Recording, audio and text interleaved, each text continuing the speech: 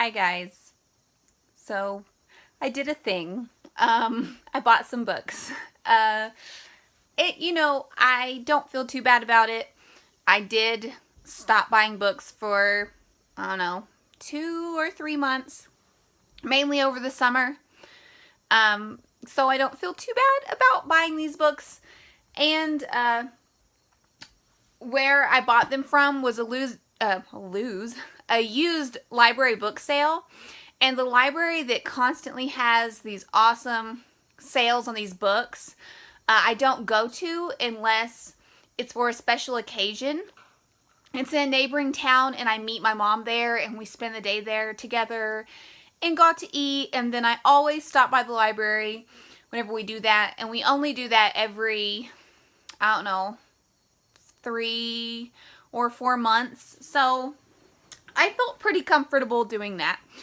But I'm just so excited. Like, it's almost a high of some sort to get books so cheap. I got 10 books for $5.50. That's just ridiculous. It's completely ridiculous. The only way you could get cheaper than that is to get books for free. So I just want to show you my used library sale book haul and show you the books that have just made my day brighter all around. Made my week brighter. Because I love getting used books and deals, and they're just so good. Okay, so the first book that I'm going to show you is The Mammoth Hunters by Jean M. Auel. And if you guys aren't familiar with me and some of my favorite books, this is the author who wrote the Clan of the Cave Bear series. This is the third book in the series. I've read all these books multiple times, and it's one of my most favorite series ever. And I did not own this book. And so when I found this and saw this, I mean, I had to get it. I absolutely had to get it and add to my collection. This book was $1. It's a beautiful hardback first edition, if, you know, not that these are that old. This was written in like 1985. But it's a first edition Mammoth Hunters, and it's just like in mint condition. Hardback for $1. You just can't beat that. You can't beat it. And if anyone is not familiar with Clan of the Cave Bear series, become familiar with it immediately because it is awesome, or I just personally think it's awesome. It's about a woman, basically a medicine woman, and in the prehistoric era, so there's mammoths and cave bears and cave lions and woolly rhinoceroses, and there's also Neanderthals, which she is raised by, and then she eventually finds her own people, and there's conflict, and just, I don't know, it's just her life in prehistoric Europe, basically, and it's just, it's so awesome.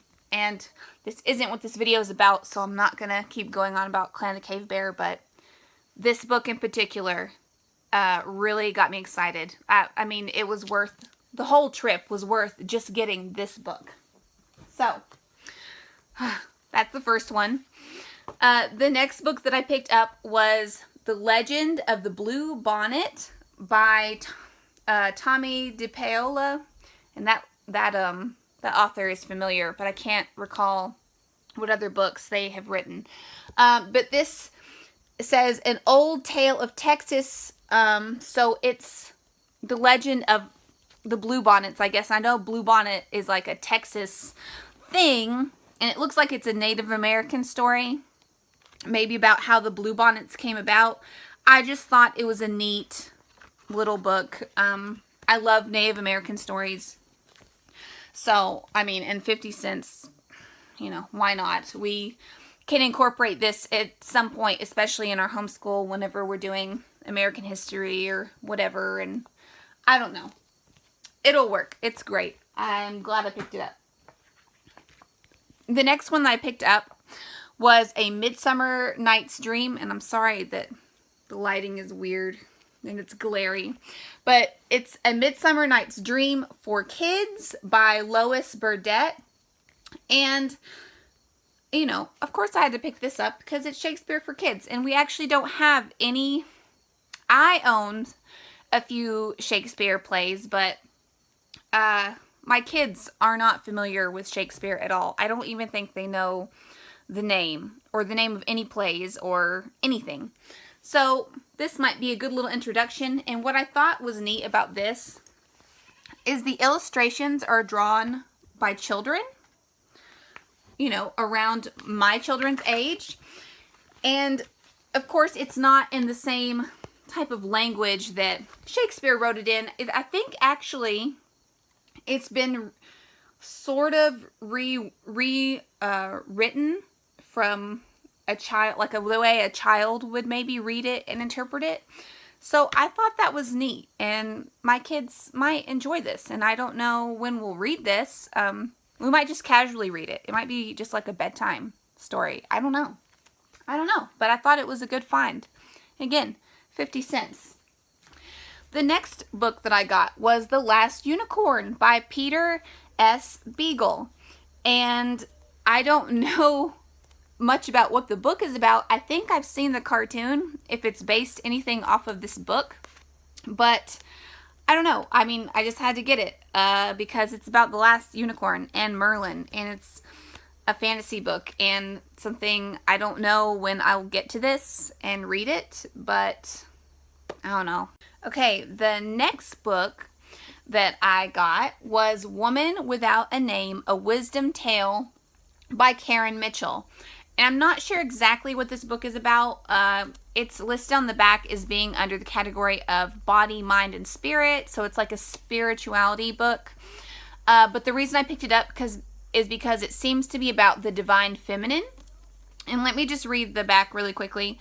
It says the characters in Woman Without a Name, so it makes me think maybe it's told in story form, I don't know, with characters, courageously face and enter their experience. As they do so, they find a new capacity for connection, make conscious contact with the mysterious depths of the world, and meet the holy presence who has variously been called Sophia, Isis, Mary, and Eve.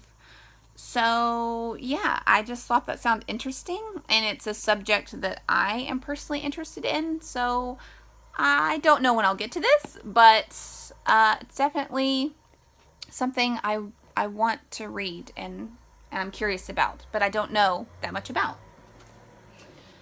The next book that I got was a children's book, or I guess maybe a middle grade book, and it's called Finding Zasha by Randy Barrow.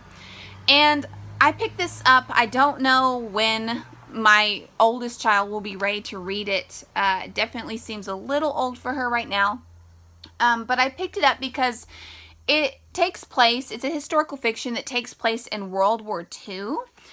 But it's about these puppies and a boy, basically. And it's about the siege of Leningrad. So it's about this Russian boy who, I think he basically kidnaps these puppies because these puppies are being trained to hunt down Russians by the Germans. And this boy is sort of part of like a rebel type movement that wants to bring the Germans down, you know. And this is part of his plan, is kidnapping these puppies.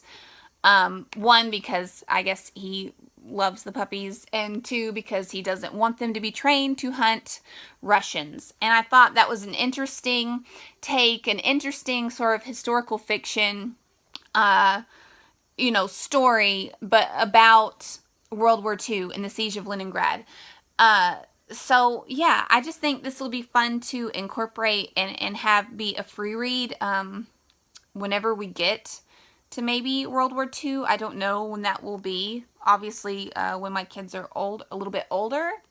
And this will be a good historical fiction, maybe to get them interested in that time period. And, you know, we'll probably have several years before that happens. And so maybe I'll read it in the meantime. I don't know. It sounded cute, and it had puppies, but it's like historical, like, seems to have some historical value to it as well. So I couldn't really pass it up. And again, mint condition. 50 cents. I'm going to say that like about every one of these, by the way. I just can't get over how cheap they are. The next one I picked up was one I picked up for my 8-year-old, and it's The Doomstone by Paul Zindel.